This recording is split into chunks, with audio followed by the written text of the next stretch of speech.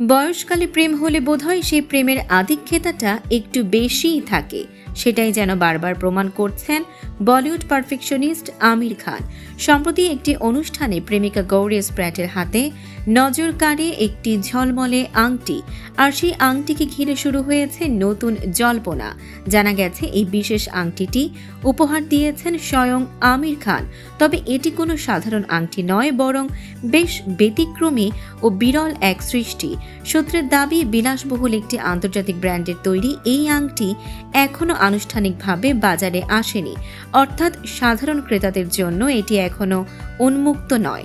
হাতে তৈরি এই আংটির দাম কয়েক কোটি রুপি হতে পারে বলেও জানা গেছে, যা এটিকে আরও আলোচনার কেন্দ্রবিন্দুতে নিয়ে এসেছে।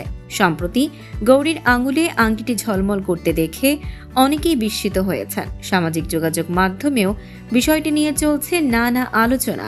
অবশ্য বিলাসবহুল জীবনযাপনের ক্ষেত্রে আমির খানের জন্য এটি নতুন কিছু নয়।